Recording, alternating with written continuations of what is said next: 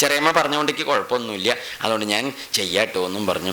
എന്താ വെച്ചാൽ ഇത് കേട്ടപ്പോൾ കൈകേയിക്ക് സന്തോഷമായി. ഏതാണ്ട് കാര്യമൊക്കെ ഒരു 80% പറഞ്ഞ് ശരിയാക്കി. ഇനി ഒരു 20% കൂടിയേ ഉള്ളൂ. എന്താ വെച്ചോ, അതിനി ഇവർ കുഴപ്പമില്ല, ഇനി ഇവരുടെ പാർട്ടിക്കാർ വന്നാൽ എന്താണെന്ന് പറയാൻ പറ്റില്ല. അങ്ങനെ നേതാക്കന്മാർ കുഴപ്പമില്ല, അനുയായികൾ, അതായത് ഇനി ആൾക്കാർ വേറെ ഉണ്ടല്ലോ, അങ്ങോട്ട് ഇങ്ങനെ ചർച്ച വരും. വസിഷ്ഠരുണ്ട്, സുമന്ത്രരുണ്ട്, മന്ത്രിമാരുണ്ട്, ഇവരൊക്കെ ഇതിൽ ഇടപെടുമല്ലോ. അപ്പം അതുകൊണ്ട് നമ്മൾ ഈ ജില്ലാ കോടതിയിൽ നിന്ന് ജയിച്ചതുകൊണ്ട് മാത്രം കേസ് ജയിച്ചു എന്ന് വെക്കേണ്ട. പിന്നെന്തുണ്ട്, ഹൈക്കോടതി ഉണ്ട്, അവിടെ നിന്നും ജയിച്ചു എന്ന് കൂട്ടണ്ട. പിന്നെന്തുണ്ട്, സുപ്രീം കോടതി ഉണ്ട്, അങ്ങനെയൊക്കെ പോകൂലോ അത്. എന്നിട്ടൊക്കെ അപ്പോൾ കുറേ ദിക്കിൽ കടന്നിട്ട് വേണം ഇനി ഇത് പോവാനേ. അപ്പം അതുകൊണ്ട് ഞാൻ എന്ത് ചെയ്യാം, ഇപ്പോൾ പോവാം എന്ന് പറഞ്ഞ രാമൻ്റെ മുഖത്ത് നോക്കിയിട്ട് കൈകേയി എന്ത് ചെയ്തു, ഗച്ഛന്തോ ചൈവാനയിതും ദൂതാ ശിഖർജവൈഹി. രാമൻ പറഞ്ഞു, അപ്പോൾ ഒരു കാര്യം ചെയ്യൂ, വേഗം പോട്ടെ. എവിടേക്ക്? ഭരതനെ കൂട്ടിക്കൊണ്ടുവരാൻ ആള് പോട്ടെ. അപ്പം ഭരതൻ വരുമല്ലോ. ഭരതൻ വന്നാൽ എന്ത് ചെയ്യാം, അഭിഷേകം തടസ്സമില്ലാണ്ട് ചെയ്യുക, വേഗമാവും ചെയ്യും. ഭരതനെ കൂട്ടിക്കൊണ്ടുവരാൻ ആളെ അയക്കൂ. ഭരതം മാതുലകുലാത് അദ്യൈവ നൃപശാസനാൽ. അച്ഛൻ്റെ കൽപ്പന വാങ്ങിയിട്ട്, രാമൻ കൽപ്പിച്ചില്ല, എന്താ പറഞ്ഞത്, നൃപശാസനാൽ, അച്ഛൻ്റെ നിന്ന് കൽപ്പന വാങ്ങിയിട്ട് ഉടനെ ചെന്ന് ഭരതനെ ഇങ്ങോട്ട് കൂട്ടിക്കൊണ്ടുവരിക. എവിടുന്ന്? കേകയത്തുനിന്ന്. അപ്പം ഈ കേകയം എവിടെയാണ്? കൈകയുടെ നാടാണ്. അതെവിടെയാ ചോദിച്ചാൽ, കേകയെന്ന് പറഞ്ഞാൽ നമ്മുടെ ഇന്നത്തെ ഭാരതത്തിൻ്റെ കുറച്ച് വടക്ക്, കുറച്ച് പടിഞ്ഞാട്ട് മാറിയിട്ടാണ് കേകയം. മനസ്സിലായില്ലേ? കേകയം പടിഞ്ഞാട്ട് മാറിയിട്ടെന്നൊക്കെ പറഞ്ഞാൽ ഏതാണ്ട് നമ്മുടെ ഒരു ഗുജറാത്തൊക്കെ കഴിഞ്ഞ് കുറച്ചും കൂടി വടക്കോട്ട് പോയിട്ട് ഇന്ത്യ രാജ്യത്തിൻ്റെ ഭൂപടത്തിൽ കുറച്ചിങ്ങോട്ട് പടിഞ്ഞാട്ട് മാറിയിട്ട്. ഈ മിഥില എന്ന് പറയുന്നത് എവിടെയാണ്? വടക്കോട്ട് പോയിട്ട് കിഴക്കോട്ടാണ് കുറച്ച് പോകേണ്ടത്. അതായത് നമ്മൾ നേപ്പാളിൻ്റെ ഭാഗത്തേക്ക്. മനസ്സിലായില്ലേ? അയോധ്യ എന്ന് പറഞ്ഞാൽ ഉത്തർപ്രദേശത്താണ്. പിന്നെ നമ്മുടെ ഏതാണ്ട് ഉത്തരഭാരതത്തിൽ ഉത്തർപ്രദേശം എന്ന് കേട്ടിട്ടില്ലേ, അവിടെ നിന്ന് തന്നെ കുറച്ച് കിഴക്ക് വടക്ക് മാറിയിട്ട് നേരെ നടുക്കല്ല ഇരിക്കുന്നത്. ഇങ്ങനെയൊക്കെയാണ് ഭൂപടം നോക്കുമ്പോൾ. ഇന്നത്തെ കണക്കിന് ഭാരതത്തിൻ്റെ ഭൂപടത്തിൽ നോക്കിയാൽ ഈ സ്ഥാനങ്ങൾ കണക്കാക്കി വെക്കാവുന്നൊരു സൗകര്യം. അപ്പോൾ പറഞ്ഞു, പോയിട്ട് വേഗം കൂട്ടിക്കൊണ്ടുവരട്ടെ, അതാണ് ഇനി പറയാനുള്ളത്. പിന്നെ എന്താ വെച്ചാൽ ഭരതനെ കൂട്ടിക്കൊണ്ടുവന്ന കാര്യം മുടങ്ങാണ്ട് നടക്കൂലോ, അതുണ്ടായതെന്നും പറഞ്ഞു. അപ്പോൾ ഈ കൈകേയി അതിൻ്റെ ഇടയ്ക്ക് എന്താ ചെയ്തു വെച്ചാൽ, കൈകേയി രാമനോട് പറഞ്ഞു, എന്നാ രാമ വേഗയിക്കോട്ടെ. ആര് പറഞ്ഞു? ആരോട്? എന്ത് വേഗയിക്കോട്ടെ എന്ന്? ഭരതനെ കൊണ്ടുവരിക്കുന്ന കാര്യമൊക്കെ ഞങ്ങളായിക്കോളാം, അത് ഉണ്ണി വിഷമിക്കേണ്ട, ഞാൻ ഇതിനൊക്കെ നിന്നാൽ നേരം കുറേ താമസം, വെയിൽ ചൂടാകുമ്പോഴേക്ക് വേഗയിക്കോട്ടെ. നോക്കും നാണല്ലാതെ. അതുകൊണ്ട് ത്വരയാമാസ രാഘവം, ത്വരയാമാസ ധൃതി കൂട്ടിച്ചു എന്ന്. വേഗയിക്കോട്ടെ.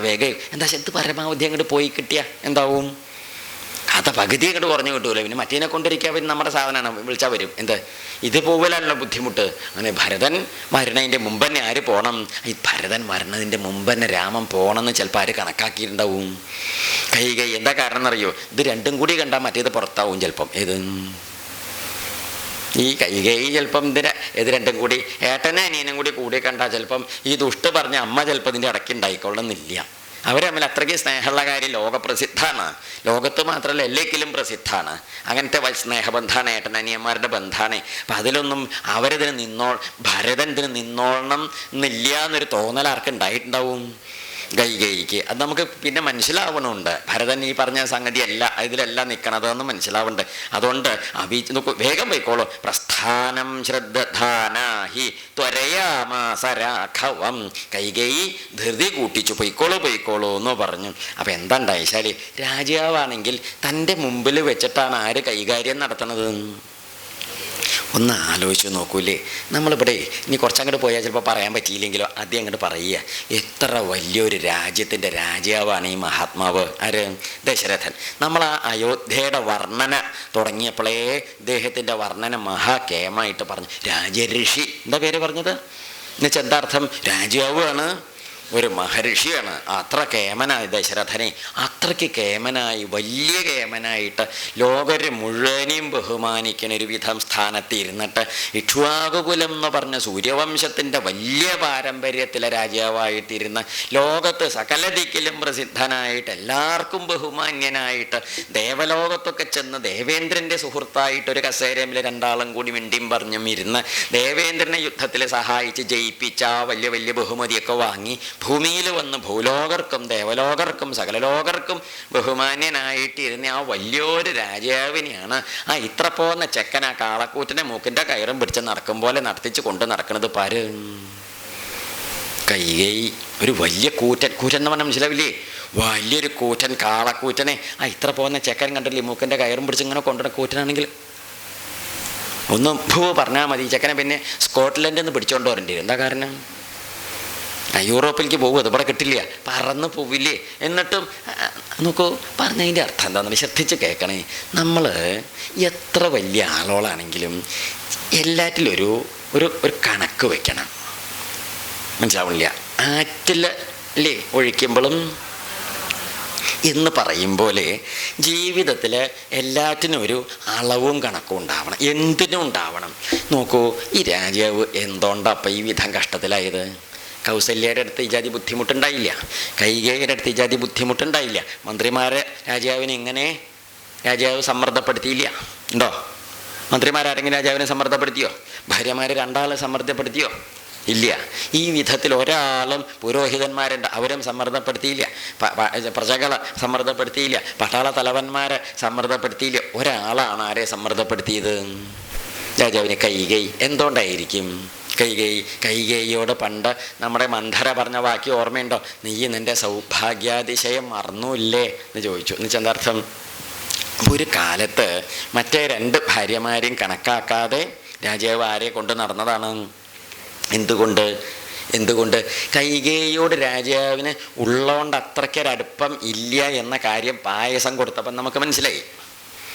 കൈകേയിയോട് രാജാവിന് ഉള്ളോണ്ട് അത്രയ്ക്ക് അടുപ്പം ഇല്ല എന്ന കാര്യം നമുക്ക് പിന്നെ എപ്പോഴാണ് മനസ്സിലായത്? ഈ ഉണ്ണിയെ രാജാവായിട്ട് വാഴിക്കാൻ പുറപ്പെട്ടപ്പം കൈകേയിയുടെ കുടുംബത്തേക്ക് മാത്രം പറഞ്ഞില്ല. സീതയുടെ കുടുംബത്തേക്ക് പറയാണ്ടിരിക്കാൻ കാരണം എന്താണെന്നറിയോ?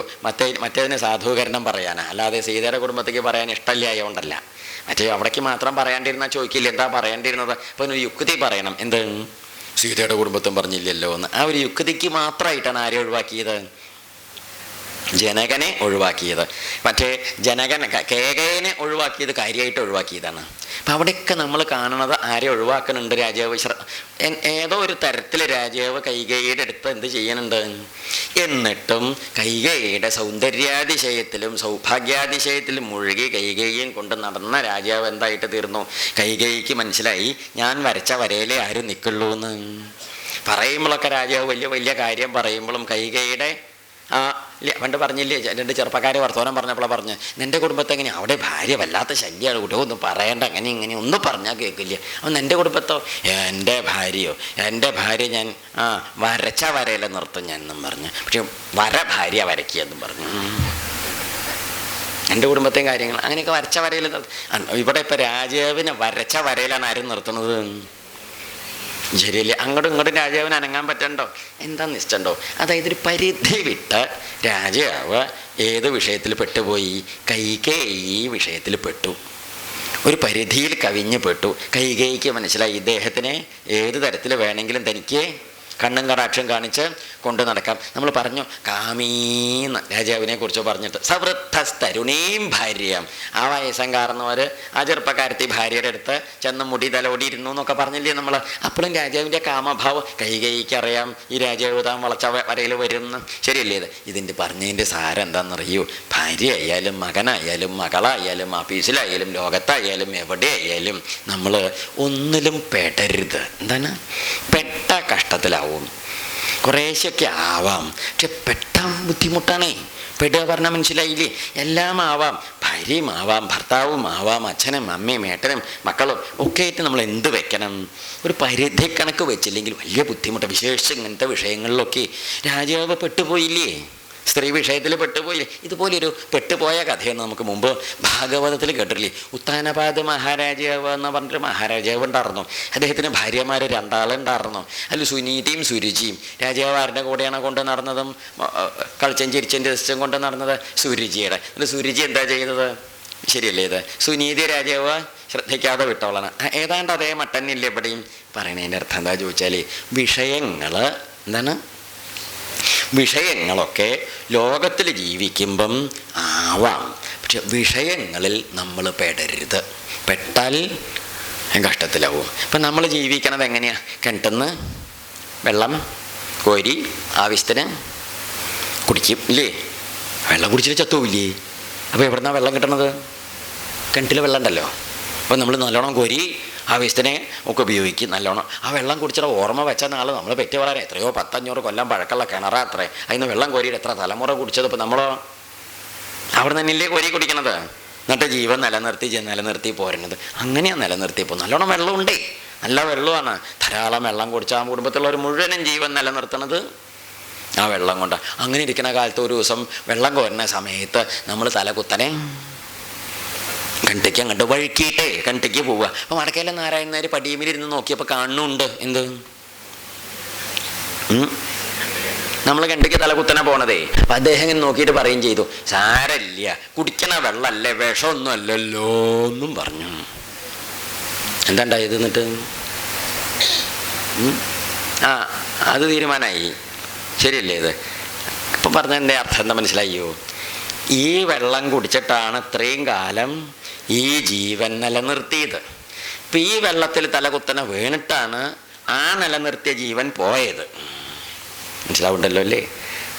അപ്പോൾ വെള്ളം കുടിച്ചാലേ ജീവിക്കാൻ പറ്റുള്ളൂ. പക്ഷേ കുടിക്കണതാണെങ്കിലും ആ വെള്ളത്തിൽ കുത്തനെ വീണാൽ ചത്തുപോവുകയും ചെയ്യും. അപ്പോൾ വിഷയങ്ങൾ ആവാം കുറേശ്ശൊക്കെ, വിഷയത്തിൽ നമ്മളാവരുത്. മനസ്സിലാവുണ്ടല്ലോ പറഞ്ഞത്? അതാണ് നമ്മൾ ഈ വിഷയത്തിൽ പെട്ടാൽ. അതുകൊണ്ടാണ് ഈ ഭാഗവതത്തിലെ കുചേലനെ കുറിച്ച് പറയുമ്പം ആ അധ്യായത്തിൻ്റെ അവസാനം പറയും, വിഷയാൻ ജായയാത്യക്ഷൻ. എന്താണ്? വിഷയാൻ ജായയാത്യക്ഷൻ. ഭാര്യയോടുകൂടി വിഷയങ്ങളൊക്കെ എന്ത് ചെയ്തു? വിഷയങ്ങളൊക്കെ അദ്ദേഹം അനുഭവിച്ചു. ബുഭുജേ നാതിലം പട. ചന്താർത്ഥം അതിൽ വലിയ ഒട്ടലില്ലാതെ ആവശ്യത്തിന് വേണ്ടതൊക്കെ കഴിച്ചു. എത്ര സാമ്പാർ നല്ല ഇഷ്ടമാണ് നമുക്ക്. പക്ഷേ സാമ്പാർ ഉണ്ടാക്കിയ വട്ടച്ചമ്പിൽ തലകുത്തനെ വീണാലോ പിന്നെ 16-ാമത്തെ ദിവസം നാട്ടുകാർ വേറെ സാമ്പാർ ഉണ്ടാക്കി ഊണഴിക്കും. അത് രസമല്ല. രസമാവുക? സാമ്പാർ നന്നാ പറഞ്ഞിട്ട് കാര്യമില്ല. നമ്മളെ തലകുത്തനെ ഇതിൽ വീണാൽ പോയില്ലേ?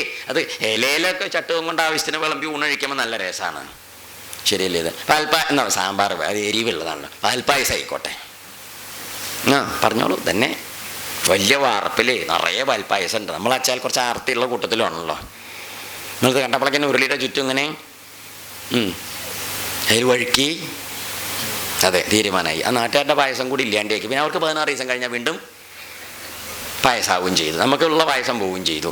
പറഞ്ഞതിൻ്റെ അർത്ഥം പായസം നന്നാ പറഞ്ഞിട്ട് കാര്യമില്ല. അതിൻ്റെ ഉരുളിയിൽ വീണാൽ നമ്മൾ ചത്തുപോവും.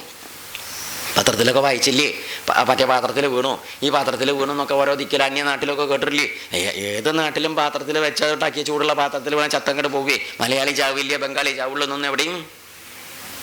അത് മനുഷ്യന്മാരൊക്കെ ചാവും. ആ നാടൊന്നുമില്ല അതിന്. അപ്പം അതുപോലെയാണ് വിഷയങ്ങൾ ആവശ്യത്തിന് അനുഭവിക്കാം. വിഷയങ്ങളിൽ പെട്ടാൽ നമ്മൾ എന്തായിട്ട് തീരും? നശിച്ചു പോകുന്ന. രാജാവ് വിഷയത്തിൽ പെട്ടുപോയി. ഏത് വിഷയത്തിൽ? കൈകേയി വിഷയത്തിൽ. അതുകൊണ്ട് നമ്മൾ എന്ത് ചെയ്യണം? നല്ലോണം സൂക്ഷിക്കണം എന്നാണ് പറഞ്ഞത്. ഇവിടെ രാജാവിൻ്റെ അതാണ് ഈ മഹാരാജാവിനുണ്ടായ ഒരു പരാജയം. അല്ലാതെ അദ്ദേഹത്തിന് വേറെ പരാജയമൊന്നും. നല്ല യോഗ്യനാണ്. എന്തല്ലേ, എത്ര നല്ല യോഗ്യന്മാരായാലും ഇങ്ങനെ എന്തെങ്കിലും ചെറിയ ചെറിയ ചില ഇതിനെന്താ പറയുകയെന്നറിയോ? ദൗർബല്യം എന്ന് പറയും. എന്താ പേരെ? ദൗർബല്യം. അപ്പം നമ്മളെപ്പോഴും ശ്രദ്ധിക്കേണ്ടത്, മഹാകേമനാണെങ്കിലും എന്തെങ്കിലുമൊക്കെ ദൗർബല്യങ്ങളുണ്ടോ? ഈ ദൗർബല്യങ്ങളെ സൂക്ഷിക്കണം. ദൗർബല്യം എന്ന് പറഞ്ഞാൽ ചെപ്പോടത്തിൻ്റെ ഓട്ട പോലെയാണ്. ചെപ്പോടം എന്നാൽ മനസ്സിലാവില്ലേ? വെള്ളം കോരണം, വലിയ കലശം ഉണ്ടാവില്ലേ? ഈ കലശത്തിനൊക്കെ നല്ലോണം നമ്മൾ വെള്ളം കോരി വെച്ചാൽ നല്ലോണം ഇതിലിരിക്കും. പക്ഷേ നടുക്കൊരു ഓട്ടയുണ്ട്. എന്ത് ചെയ്യും? ഓട്ട ഉണ്ടാവുകൊണ്ട് എത്ര വെള്ളം കോരിയാലും ഒഴുകി പോവും, ഇരിക്കില്ല. ശരിയല്ലേ? അപ്പം അതുപോലെ എത്ര നന്മയും എത്ര മഹിമയും എത്ര വലിയ വൈശിഷ്ട്യങ്ങളും മഹിമകളൊക്കെ ഉണ്ടെങ്കിലും ഇങ്ങനെ എന്തെങ്കിലും ചില ദൗർബല്യങ്ങളുണ്ടെങ്കിൽ ആ മഹിമകളൊന്നും ഇരിക്കില്ല, എല്ലാം ആ വഴി പോവും. അതുകൊണ്ട് ദൗർബല്യങ്ങൾ എപ്പോഴും സൂക്ഷിക്കണം. ദൗർബല്യം എന്ന് പറഞ്ഞാൽ മനസ്സിലാവില്ല അല്ലേ? വീക്ക്നെസ്. പുതിയ ആൾക്കാർ ദൗർബല്യം നോക്കി വിഷമിച്ച് ദുർബലരാവണ്ട. എന്താ ഓരോ ദൗർബല്യങ്ങളുണ്ടാവേ. ചിലർക്കിപ്പോൾ നമ്മൾ വിചാരിക്കും ഏകാദശി നല്ല വ്രതക്കാരനാണ്, പക്ഷേ ചോറിൻ്റെ പാത്രം കണ്ടാൽ വയ്യ, അത് അയാളുടെ വീക്ക്നെസ്സാണ്. എന്ത്? ഈ ഊണിൻ്റെ പാത്രേ. അപ്പോൾ അങ്ങനെ പല ആൾക്കാരും ഉണ്ട്. അപ്പോൾ ഒരു മര്യാദയുള്ള ഉദാഹരണം പറഞ്ഞു എന്നേ ഉള്ളൂ, ബാക്കിയുള്ളതൊക്കെ അങ്ങോട്ട് കൂട്ടിക്കോളൂ. മനസ്സിലാവണില്ലേ? ഇതാണ് കഥ. അപ്പം അതുകൊണ്ട് ദശരഥ മഹാരാജാവിൻ്റെ ചരിത്രം. അപ്പം ഇവിടെ എന്തായി വെച്ചാൽ പറയും ചെയ്തു, ആയിക്കോട്ടെ ഞാൻ കാട്ടിക്ക് പോയിക്കോളാം, അമ്മയെ പേടിക്കണ്ട എന്നൊക്കെ പറയും. അതുകൊണ്ട് എന്താ വെച്ചാൽ ഞങ്ങൾ പോവാണ്, ഭരതനെ കൊണ്ടുവന്ന് നാട്ടിൽ വാഴിച്ചോളൂ. ദണ്ഡകാരണ്യമേഷോഹം ഗച്ഛാമി, ഞാൻ ദണ്ഡകാരണ്യത്തേക്ക് പോണു. അവിചാര്യ പിതുർവാക്യം സമാവസ്തും ചതുർദശ സമാഹ വസ്തും, 14 കൊല്ലം താമസിക്കാനായിട്ട് പോവുകയാണ്, പ്രസ്ഥാനം. അതുകൊണ്ട് പോകാൻ പുറപ്പെട്ടിരിക്കും. അപ്പോഴാണ് ആരും നിർബന്ധിച്ചത്? കൈകേയി നിർബന്ധിച്ചത്. കൈകേയി നിർബന്ധിച്ചിരിക്കുന്ന സമയത്ത് രാജാവ് ഇതൊക്കെ കണ്ടിട്ട് സ്വയം വ്രീഡാന്വിത, രാജാവിൻ്റെ ഭാവം വ്രീഡാച്ചാൽ വ്രീഡ ലജ്ജ. രാജാവ് വല്ലാതെ ലജ്ജിച്ചിട്ട് സ്വയം യച്ച നൃപസ്ത്വാം അഭിഭാഷതേ, രാജാവ് നാണം കൊണ്ട് തലതാഴ്ത്തിരിക്കുക. ഈ കൈകൈയ്യത് പറയുന്നുണ്ട്, എന്തല്ലേ രാജാവിന് ഒന്ന് മിണ്ടിക്കൂടെ, ഇങ്ങനെ തലതാഴ്ത്തിയിരിക്കണമെന്നൊക്കെ ചോദിച്ചു. ധിക് കഷ്ടമിതി നിശ്വസ്യ അപ്പോൾ രാജാവ് ഈ പരാക്രമം കേട്ടപ്പോൾ രാജാവ് എന്ന് പറഞ്ഞാൽ ധിക് കഷ്ടം. ധിക് എന്ന് പറഞ്ഞാൽ എന്താ അർത്ഥം? നമ്മൾ നാട്ടിൽ പോലെ അയ്യോ കഷ്ടം എന്ന് പറയില്ലേ, അങ്ങനെ കഷ്ടം എന്ന് പറഞ്ഞ് രാജാവ് എന്ത് ചെയ്തു? അങ്ങോട്ട് ബോധം പോയ മട്ടിൽ വീഴുകയും ചെയ്തു. കൈകേയിക്ക് പക്ഷേ ബോധം പോകണമെന്നില്ല കേട്ടോ. കൈകേയിയുടെ ബോധം അങ്ങനെ നിൽക്കണമൊക്കെ ഉണ്ട്. കൈകേയി എന്നിട്ട് പറയും ചെയ്തു, നായിക്കോട്ടെ പൂവല്ലേ ചോദിച്ചു. ആരോട്? രാമനോട്. അപ്പം രാമൻ ഈ കൈകേയിയുടെ ഈ കുത്തുവാക്ക് ഇങ്ങനെ കുറേ നേരം കേട്ടപ്പം രാമൻ അത്ര നേരം പറയാത്തൊരു രീതിയിലൊരു ഭാഷ പറഞ്ഞു. ആരോട്? കൈകേയിയോട് പറഞ്ഞു. എന്താ പറഞ്ഞതെന്നറിയോ? അമ്മേ, ചെറിയൊരു കാര്യം മനസ്സിലാക്കണം, ഞാൻ ഒരു കാര്യം പറയാം. രാമൻ വളരെ വിനയത്തിലും ലാളിത്യത്തിലും ഇങ്ങനെ നിൽക്കുക. കാരണം എന്ത് വിചാരിച്ചിട്ടുണ്ടാവും കൈകേയി? അതിന് വലിയ കഥയൊന്നുമില്ല, അതിങ്ങനെ അയ്യോ പാവക്കാരനാണ് നിരീക്ഷിച്ചിട്ട്. രാമൻ നല്ല വിനയത്തിൽ നിന്നാലും ഒന്ന് ഉറപ്പിച്ച് നിൽക്കേണ്ട ദിക്കിലാരും നിൽക്കും, അദ്ദേഹം നിൽക്കും. അപ്പം കുറേ നേരമായി ഇപ്പം കൈകൈ തോണ്ടണു. ആരെ? പൊയ്ക്കോളാം എന്ന് പറഞ്ഞിട്ടും ഇപ്പം എന്താ ചെയ്യണത്? തന്നെ കുത്തി പുറത്തേക്കാക്കണേ.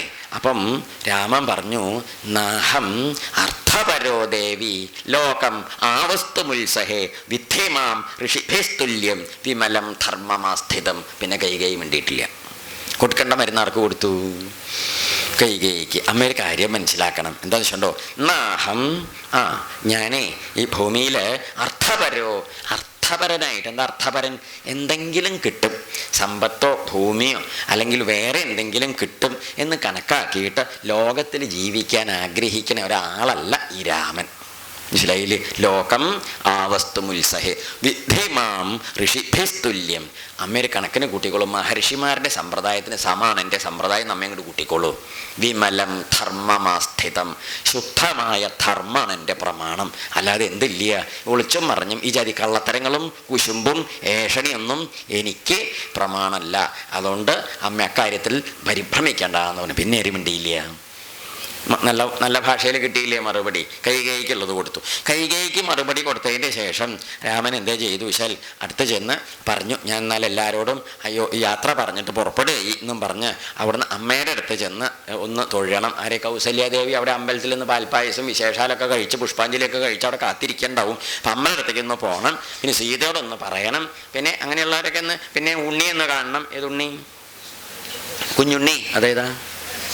ലക്ഷ്മണനെ. ആ ഉണ്ണി എന്ന് കണ്ടോ പറയണം. ആ ഉണ്ണി എങ്ങനെ പറഞ്ഞ് ബോധ്യപ്പെടുത്തുക? നിശ്ചല്യ ഒന്ന് പോയി നോക്കണം. പിന്നെ അമ്മയുടെ അടുത്തൊന്ന് പറഞ്ഞ് ബോധ്യപ്പെടുത്തണം. പിന്നെ സീതയുടെ അടുത്തപ്പോൾ എന്തൊക്കെയാ പറയും? നിശ്ചല്യ ഒക്കെ ഒന്ന് രൂപപ്പെടുത്തണം. അങ്ങനെയൊക്കെ ഉണ്ട്. പിന്നെ കൂട്ടുകാരൊക്കെ ഉണ്ട്, അവർക്കൊക്കെ പിന്നെ പറഞ്ഞാൽ മനസ്സിലാവും. രാമനതൊക്കെ കണക്കാക്കിയിട്ട് പറഞ്ഞു, യാവൻ മാതരമാവൃച്ഛേ സീതാം ച അനുനയാമ്യഹം. അമ്മോട് യാത്ര പറയണം, സീതയെ അനുനയിപ്പിക്കുക. എന്ത് അനുനയിപ്പിക്കുക? പറഞ്ഞ് ബോധ്യപ്പെടുത്തുക, അത് ചെയ്യണം. പിന്നെ പോരാ, തതോ അദ്യൈ തത്രൈവ ഗമിഷ്യാമി ദണ്ഡകാനാം മഹദ്. ദണ്ഡകം എന്നു പേരായ ആ മഹാവനത്തേക്ക് ഇന്ന് തന്നെ പോകും. ഇത്രയ്ക്ക് ചെയ്യാനുള്ള പണികളെ ചെയ്താൽ ഞാൻ പോകുമെന്നും പറഞ്ഞു. അങ്ങനെ അച്ഛനെ നമസ്കരിച്ചു. കൈകൈ ചെറിയമ്മയും നമസ്കരിച്ച് രാമൻ അവിടുന്ന് എങ്ങോട്ട് പുറപ്പെട്ടു? ഇറങ്ങി. അപ്പം ഇനിയൊന്നുമില്ല, തീരുമാനമായില്ലേ, എന്ത് പറയാനാണ്? ദശരഥൻ പറഞ്ഞിട്ടില്ല എന്നേ ഉള്ളൂ. വാസ്തവത്തിൽ രാമനോട് കാട്ടിക്ക് പോകാൻ ആര് പറഞ്ഞിട്ടില്ല? ശ്രദ്ധിക്കേണ്ടതാണ്. രാമനോട് കാട്ടിലേക്ക് പോണ വർത്തമാനം ദശരഥൻ ഒരിക്കലും വായോണ്ട് പറഞ്ഞിട്ടില്ല.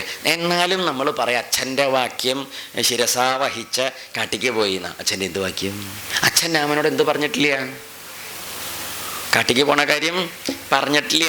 പക്ഷെ അച്ഛൻ്റെ ഉള്ളിലിരിക്കണ കാര്യം അച്ഛൻ പറഞ്ഞിട്ടല്ല ആരറിഞ്ഞത്? രാമൻ അറിഞ്ഞ് മനസ്സിലാക്കിയത്. എന്നിട്ടും രാമൻ തന്നെ അച്ഛൻ പറയട്ടെ എന്നോട് എന്ന് പറയാനായിട്ട് നിന്നതുമില്ല. രാമൻ എന്ത് ചെയ്തു? അച്ഛൻ്റെ ഉള്ളിലിരിക്കണ വിചാരം അമ്മ പറഞ്ഞാലും എനിക്ക് ബോധ്യാവൂലോ, നീ ആ പാവ അച്ഛനെ കൊണ്ട് വീണ്ടും ഇത് പറയിപ്പിക്കേണ്ട കാര്യമൊന്നും ഇല്ല. ഇത് പുത്രന്മാരുടെ കൂട്ടത്തിലെ 3 ജാതി പുത്രന്മാരെ കുറിച്ച് പറയും. എന്താ ജാതി? 3 ജാതി വെച്ചാൽ 3 തരം പുത്രന്മാരുണ്ട്. ഒന്നാമത്തെ പുത്രൻ എങ്ങനെയാ വെച്ചാൽ ഉത്തമപുത്രൻ. അതെങ്ങനെയാ വെച്ചാൽ അച്ഛൻ്റെ ആഗ്രഹം അച്ഛൻ പറയാതെ കണ്ട് അറിഞ്ഞ് മനസ്സിലാക്കി ചെയ്യണ പുത്രനാണ് ആര്? അച്ഛൻ പറയണ്ട, എന്നാലും അതാര് ചെയ്തിരിക്കും. അങ്ങനെ ചില കുട്ടികളുണ്ടല്ലേ, അച്ഛൻ എന്തായിരിക്കും എന്തെങ്കിലും തീപ്പെട്ടി വാങ്ങാനാണ് വായിച്ചത്. അപ്പം മകൻ എന്ത് ചെയ്തു? തീപ്പെട്ടിയും ബീഡിയും കൂടി വാങ്ങി. വെറുതെ തീപ്പെട്ടി പറ്റില്ലല്ലോ. അപ്പോൾ ഇതൊന്നും എവിടെ ഉദാഹരണമായിട്ട് പറയരുത് കേട്ടോ. എന്ത് മോശമായ വസ്തു ബീഡിയും തീപ്പെട്ടിയൊക്കെ. അല്ല, അച്ഛൻ പറഞ്ഞതിൽ കുറച്ചും കൂടി ആര് അധികം കാണിച്ചു കണ്ടോ? ഇനിയില്ലെങ്കിൽ രണ്ടാമത് ആര് പിന്നെ ബീഡിക്ക് പൊണ്ടിവരും? മകൻ തന്നെ. അപ്പം എന്ന് പറഞ്ഞ മാതിരി അച്ഛൻ ഉദ്ദേശിച്ചതിൻ്റെ അർത്ഥം കൂടി മനസ്സിലാക്കിയിട്ട് അതാണ് ഉത്തമപുത്രന്മാരെ. അച്ഛൻ്റെ കാര്യം അച്ഛൻ പറഞ്ഞറിഞ്ഞിട്ടല്ല ചെയ്യുക. എങ്ങനെ ചെയ്യും? പറയാതെ കണ്ടെന്നെ മനസ്സിലാക്കി. അപ്പം അത്രയ്ക്ക് ഉള്ളെടുപ്പുണ്ടെങ്കിലേ അത് മനസ്സിലാവുള്ളൂ. പിന്നെ രണ്ടാമത്തെ പുത്രൻ മധ്യമപുത്രൻ എങ്ങനെയാണെന്നറിയോ? അച്ഛൻ്റെ ആഗ്രഹം അച്ഛൻ അറിഞ്ഞ് മനസ്സിലാക്കി ചെയ്യും. എന്നാലും ചെയ്യും കേട്ടോ, പറഞ്ഞാലേ മനസ്സിലാവുള്ളൂ, ചെയ്യും. പിന്നെ മൂന്നാമത്തെ ഒരു ജാതി ഉണ്ട്. അച്ഛൻ്റെ ആഗ്രഹം അച്ഛൻ പറഞ്ഞാലും ചെയ്യാത്ത ജാതി. അതേതാ? അത് ഇന്നത്തെ ജാതി. എന്താ? നീചന്നോ അധമന്നോ ഇനിയിപ്പോൾ എന്താ വെച്ചാൽ അവനവന് തോന്നുന്ന പേര് പറഞ്ഞോളൂ, ഉറക്കെ പറയണ്ട, ബുദ്ധിമുട്ടാവും. നീചപുത്രൻ, അധമപുത്രൻ, ഇങ്ങനെ 3 തരമുള്ളത്. ഈ രാമൻ ഇതിലേതിലാണ് പെടുന്നത്? ഉത്തമനിൽ. അച്ഛൻ പറയാൻ. അതുകൊണ്ട് അച്ഛൻ്റെ ആജ്ഞ അനുസരിച്ച് കാട്ടിക്ക് പോയേ എന്നൊക്കെ ആൾക്കാർ പറയിച്ചാലും അച്ഛനൊരാജ്ഞ ആരോട് പറഞ്ഞിട്ടില്ല? രാമനോട് പറഞ്ഞിട്ടില്ല എന്നും കണക്കിൽ വെച്ചോളൂ. ഇത്രയും നേരമായിട്ട് ഒരു വർത്തമാനം രാമനോട് ആര് പറഞ്ഞിട്ടില്ല? ഈ ദശരഥ മഹാരാജാവ് പറഞ്ഞിട്ടില്ല. അങ്ങനെ രാമൻ എന്താ ചെയ്തു? അച്ഛനെയൊക്കെ നമസ്കരിച്ചു. അവിടുന്ന് വേഗം നേരെ അമ്മയുടെ അടുത്തേക്ക് നടന്നു. അപ്പോൾ തം ബാഷ്പല്ലേ പരിപൂർണാക്ഷ പൃഷ്ഠതോനുജഗാമഹ ലക്ഷ്മണ പരമക്രുദ്ധ സുമിത്ര ആനന്ദവർദ്ധന. കൂടെ ആരുണ്ട്? ലക്ഷ്മണനുണ്ട്. ലക്ഷ്മണൻ എന്ത് ചെയ്തു? ലക്ഷ്മണൻ അത്ര പിന്നാക്കം കണ്ണൊക്കെ നിറഞ്ഞ് ചമന്ന രാമൻ്റെ മുഖം എങ്ങനെയാണോ പടക്കി വരുമ്പോൾ വന്ന മാതിരി തന്നെ ഉണ്ട്. ഒരു മാറ്റം ആർക്കില്ല. രാമൻ്റെ മുഖത്തിനോ മനസ്സിലോ അല്ലെങ്കിൽ വേറെ ശരീരത്തിലൊന്നും ഒരു മാറ്റമില്ല. ലക്ഷ്മണനാണെങ്കിൽ അപ്പോഴേക്ക് പരമക്രുദ്ധ. പരമക്രുദ്ധൻ വെച്ചാൽ സാധാരണ ക്രോധമൊക്കെ നമ്മൾ കണ്ടിട്ടുണ്ട്. പരമക്രുദ്ധൻ വലിയ ദേഷ്യപ്പെട്ട മട്ടിലാപ്പം ഇരിക്കണത് ആര്? വലിയ ദേഷ്യക്കാരനായിട്ടാണ് ഇരിക്കുന്നത്. പരമക്രുദ്ധ സുമിത്ര ആനന്ദവർദ്ധന. സുമിത്രയുടെ ആനന്ദ സ്വരൂപനാണ്. എന്നാലും ദേഷ്യപ്പെട്ടിട്ട് കണ്ണൊക്കെ കണ്ടാൽ ബാഷ്പരിപൂർണാക്ഷ. ബാഷ്പരിപൂർണം കണ്ണൊക്കെ നിറഞ്ഞിരിക്കണോ? ലക്ഷ്മണൻ്റെ പൃഷ്ഠതോ അനുജഗാമഹ. പൃഷ്ഠതോ പിമ്പിലങ്ങനെ നടന്നു പോയി. ആരുടെ പിന്നാക്കം? ഏട്ടൻ്റെ പിന്നാക്കം നടന്ന് ലക്ഷ്മണനും അവിടുന്ന് പോയി. രണ്ടാളും ഇവിടുന്ന് പോയി. അവർ നേരെ ചെന്നു. എങ്ങോട്ട് ചെന്നു? അമ്മയുടെ അടുത്തേക്ക്. അതാ നോക്കൂ, അപ്പോഴേക്ക് എന്താണ്ടായെന്നറിയൂ? ഇങ്ങനെയൊക്കെ ചെന്ന് പുറപ്പെടുന്ന സമയത്തും ഇവർ 2 പേരും കൂടി പോകുമ്പോഴും രാമൻ അവിടുന്ന് മെല്ലെ ഒന്ന് മനസ്സിരുത്തി അമ്മയുടെ അടുത്ത് ചെന്ന് ബോധ്യപ്പെടുത്തൽ പാടാ. കൗസല്യ ഇന്നലെ കണ്ടപ്പം പറഞ്ഞ വർത്തമാനമൊക്കെ ഓർമ്മയുണ്ട്. പിന്നെ കുറച്ച് പ്രായമായി അമ്മമാരൊക്കെ ആകുമ്പോൾ അവരിങ്ങനെ കാത്തിരിക്കുകയല്ലേ, വലിയ ബുദ്ധിമുട്ടാണ്. പറഞ്ഞ് ബോധ്യപ്പെടുത്തലേ. കാട്ടിക്ക് പോകുക എന്നൊക്കെ പറഞ്ഞാൽ സഹിക്കുമെന്ന് തോന്നണില്ല. ഏതായാലും ചെന്നു നട്ട മറിയ. അതായത് എല്ലാം ഉപേക്ഷിക്കാൻ പോവുകയാണെന്ന് മനസ്സിലാക്കിയിട്ട് പറയുകയും ചെയ്തു. സർവോപി അഭിജന ശ്രീമാൻ. അങ്ങനെ എല്ലാ സമ്പാദ്യം രാജ്യം എന്ന് പറഞ്ഞ നന്മയും ഉപേക്ഷിച്ചിട്ട് പോകാൻ പുറപ്പെടുന്ന സമയത്തും രാമൻ്റെ മുഖത്തേക്ക് ഒന്ന് നോക്കൂ. ലക്ഷ്മണനെ പരമക്രുദ്ധൻ എന്നൊക്കെ പറഞ്ഞില്ലേ, ഇവിടെ രാമൻ്റെ മുഖം ഒന്നും കൂടി നോക്കൂ. എന്താ പറഞ്ഞത്? നോക്കൂ, സത്യം സത്യവാദിന, സത്യവാദിയായ രാമന്റെ മുഖം നാലക്ഷയത രാമസ്യ കിഞ്ചിതാകാരമാനനെ. എന്താണ്? രാമസ്യ ആനനെ കിഞ്ചിതാകാരം ന അലക്ഷേത. രാമന്റെ മുഖത്ത് എന്തെങ്കിലും ഒരു ചെറിയ വ്യത്യാസം ആരും കണ്ടില്ല. ലക്ഷ്മണനെ കുറിച്ച് പറഞ്ഞപ്പോൾ എന്താ പറഞ്ഞത്? പരമകൃത്ത കാണാനുണ്ട്. എന്ത്? ഉള്ളിലിരിപ്പ് മുഖത്ത് കാണാനുണ്ട്. രാമന്റെ മുഖത്തൊന്നും കാണാനില്ല. എന്താ കാരണം? ഉള്ളിലും പ്രത്യേകിച്ചൊന്നുമില്ല. എന്ത്? ഇങ്ങനത്തെ വികാരങ്ങളൊന്നും ഉള്ളിലില്ല. ഇത് ഉത്തരവാദിത്തമല്ലേ? ഉത്തരവാദിത്തങ്ങൾ എന്തിനാ വികാരം കൊള്ളണത്? അതിന് വികാരം കൊള്ളേണ്ട കാര്യമുണ്ടോ? നമ്മുടെ ഉത്തരവാദിത്വം നമ്മൾ ചെയ്യുമ്പോൾ വികാരം കാണിക്കേണ്ട കാര്യമുണ്ടോ? ഒരു കാര്യമില്ല. രാമൻ്റെ ഒരു വികാരപാരവശ്യം ആ വരികളൊക്കെ ഒന്ന് സ്മരിച്ച് കയ്യിൽ വെക്കാനിട്ടു. രാമനൊരു ആകാര വ്യത്യാസം ഉണ്ടായില്ല. അങ്ങനെ അമ്മയുടെ അടുത്ത് ചെന്നു, കാര്യമൊക്കെ പറഞ്ഞു. അമ്മയെ കണ്ടു, അമ്മയോട് പറഞ്ഞു, അമ്മ എങ്ങനെയാണ് ഞങ്ങൾ കാട്ടിക്ക് പോകാനായിട്ട് പുറപ്പെടുകയാണ്. അച്ഛൻ ഭരതന് രാജ്യവും എനിക്ക് കാടുമാണ് തന്നത്, അപ്പോൾ അതുകൊണ്ട് അങ്ങോട്ട് പോവുകയാണ് എന്നാ. അപ്പം അമ്മയാണെങ്കിലോ ഉണ്ണി എന്ന് ഇവിടുന്ന് ഊണ് കഴിക്കുക എന്നൊക്കെ പറഞ്ഞിരുന്നിട്ട് ഇനിയിപ്പം ഒന്ന് കാട്ടി അങ്ങോട്ട്. അമ്മമാർ പിന്നെ എങ്ങനെയാണല്ലോ ഒക്കെ നുള്ളി പെറുക്കി എണ്ണി പെറുക്കി സങ്കടമൊക്കെ പറഞ്ഞ് നിലവിളിക്കും. കൗസല്യാദേവി കുറേ നിലവിളിച്ചു. ദണ്ഡകാരണ്യത്തേക്ക് പോവുക എന്നൊക്കെ കേട്ടപ്പം കൗസല്യ എന്താ ഉണ്ടായിന്നറിയൂ? മഴ കൊണ്ട് പന വെട്ടിയിട്ട എങ്ങനെ ഉണ്ടാവും? എങ്ങനെ? സാ നികൃത്തേവ സാലസ്യ ഇഷ്ടി പരശുനാവനെ. കാട്ടിലെ വലിയ പന മഴ കൊണ്ട് വെട്ടിയിട്ടാൽ എങ്ങനെയാണോ പന വീഴുക? അജാതി സമ്പ്രദായത്തിൽ ആര് വീണു? കൗസല്യ വീണിട്ടില്ലെങ്കിലേ സംശയമുള്ളൂ. കഷ്ടമല്ലേ ഇത്? പാവം സഹിക്കാൻ വയ്യാത്തതൊക്കെ കിട്ടിയ വീണു പോവേ, തളർന്നു വീണു. അവൾക്ക് അമ്മയെ എടുത്ത് ഇരുത്തി വേണ്ട മാതിരിയൊക്കെ തളിച്ചു. എന്നിട്ട് പറഞ്ഞു, അമ്മ എന്തിനാ വിഷമിക്കണത്? ഒന്നുകൊണ്ട്. അപ്പോഴേക്ക് കൗസല്യ കരയാൻ തുടങ്ങി. ഉണ്ണിയെ എത്ര മോഹിച്ചില്ലാതെ ഉണ്ടായ ഉണ്ണിയാണേ. ഉണ്ണി ഉണ്ടായിരുന്നില്ല ചക്കി ഇത്ര തന്നെ ഉണ്ടാവില്ലേ? അതുപോലെ ഉണ്ടായിട്ടേക്ക് ഇങ്ങനത്തെ ഒരു യോഗമല്ലേ അങ്ങോട്ട് നിലവിളിച്ചു. ആര്? കൗസല്യ പറയുകയും ചെയ്യും, ദശ സപ്തച വരിഷാണി തവ ജാതസ്യ രാഘവ. രാഘവ, നീ ജനിച്ചിട്ട് 17 കൊല്ലമായിട്ടേ ഉള്ളൂ എന്ന്. ആര്? എത്ര കൊല്ലമായിട്ടുണ്ട് വാസ്തവത്തിൽ? 8 കൊല്ലം ആര് വിഴുങ്ങി? 8 കൊല്ലം കൗസല്യം വിഴുങ്ങി. എത്ര കൊല്ലം എന്നപ്പോൾ പറഞ്ഞത്? 17 കൊല്ലം. എന്താ അങ്ങനെ പറയാൻ കാരണം? ഈ അമ്മമാരുടെ കണക്കിന് മക്കൾക്ക് എന്നും 17 വയസ്സ്. എന്താ? അതെ, കൗസല്യക്ക് മാത്രമൊന്നുമല്ല, എല്ലാ അമ്മമാർക്കും അങ്ങനെ. ചെന്ന് ചോദിച്ചു നോക്കൂ. ആ 90 വയസ്സുള്ള കാരണവരുടെ 112 വയസ്സുള്ള അമ്മോട് ചോദിച്ചു നോക്കൂ. ഉണ്ണിക്കോ? ഉണ്ണിക്ക് 16 കഴിഞ്ഞിട്ടുണ്ടാവും. ഏതുണ്ണിക്ക്? കാരണം വലിയ കാരണവർക്കേ അത് കുറ്റം പറയാൻ വയ്യ. എന്താ വെച്ചോ, അമ്മമാരുടെ മനസ്സങ്ങനെ. എന്നും അവരുടെ ഉള്ളിൽ ഉണ്ണിയോളെ. മൂത്ത മകനെ വയസ്സ് 88. എന്താ വിളിക്കുക? കുഞ്ഞുണ്ണിയെ. അയ്യോ, എന്തുണ്ണി? കുഞ്ഞുണ്ണി. അജാതി കുഞ്ഞുണ്ണി. 25 കുഞ്ഞുണ്ണികളും ഇപ്പോൾ അവിടെ ഉണ്ട്.